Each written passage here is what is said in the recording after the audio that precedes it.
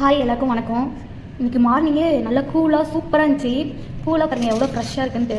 இன்றைக்கி மார்னிங்க்கு வந்து பிரேக்ஃபாஸ்ட்டாக இந்த கோழி குழம்பு சாப்பிட்லாம் ஆசையாக இருந்துச்சு. அதை சூடாக சாப்பாடு செஞ்சுட்டு கோழி குழம்பு வச்சிடலாம் அப்படின்னு சொல்லிட்டு ரெடி பண்ண ஆரம்பிச்சாச்சு. இதுக்கு ஃபஸ்ட்டு என்னென்ன தேவைன்னு சொல்லி பார்த்துக்கலாம். சீரகம் ஒரு 1/4 டீஸ்பூன், மிளகு வந்து ஒரு 10 மிளகு, பூண்டு வந்து 2 கட்டி, சின்ன வெங்காயம் வந்து ஒரு 10, கருவேப்பிலை, சோம்பு, காஞ்ச மிளகாய் ஒரு 4, அப்புறம் இஞ்சி வந்து துண்டு துண்டாக வெட்டி சேர்த்துக்கோங்க. இதெல்லாமே தண்ணி இல்லாமல் ஃபஸ்ட்டு அரைக்கணும். இதுதான் முக்கியமான மசாலா. இதுதான் அந்த குழம்புக்கு டேஸ்ட்டு கொடுக்கும், நல்லா டேஸ்ட்டாக இருக்கும். இது முதல்ல ஒரு மிக்ஸி ஜாரில் போட்டு நல்லா அரைச்சி எடுத்து வச்சுக்கோங்க.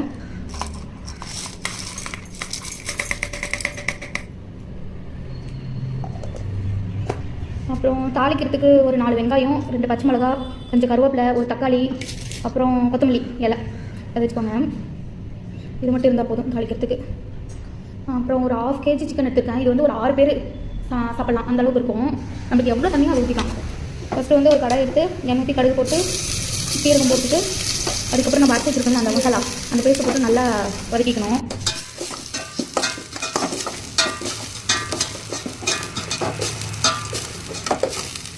அவ்வளோ அது நல்லா வெந்துடுச்சு. இப்போ வந்து கருவேப்பிலை, வெங்காயம் இது நல்லா போட்டு வதக்கிக்க வேண்டியதான்.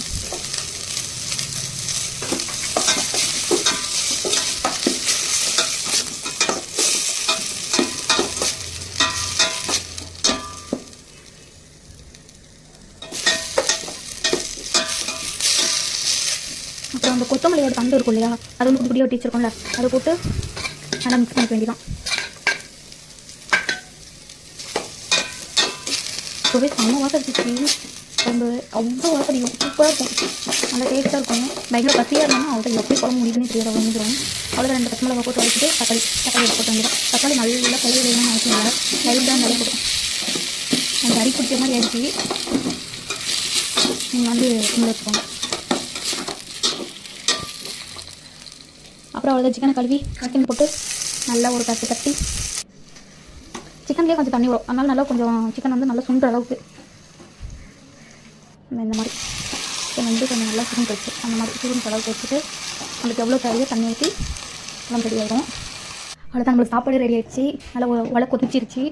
அவ்வளோ சாப்பாடு வந்துருச்சுன்னா கஞ்சி வச்சுட்டு நல்லா சூடாக ஆவி பறக்கிற சாப்பாடு போட்டு நல்லா கொதிச்சு நல்லா கொதிக்கணும். குழம்பு நல்லா கொதிச்சு மேலெல்லாம் கொத்தமல்லி தலை தூவி லைட்டாக மிளகுத்தூள் இருந்தால் மிளகுத்தூள் போட்டுக்கோங்க, பெப்பர் அது போட்டு இறக்கிட்டிங்கன்னா அவ்வளோதான். சூப்பரான லஞ்சுக்கு தான் டேஸ்ட்டாக இருக்கும். எனக்கு மார்னிங்கே நல்லா காரமாக சாப்பிடணும் போல இருந்துச்சா, அதை மார்னிங்கே செஞ்சுட்டேன். அதான் சாப்பாடு ரெடி ஆகிடுச்சு.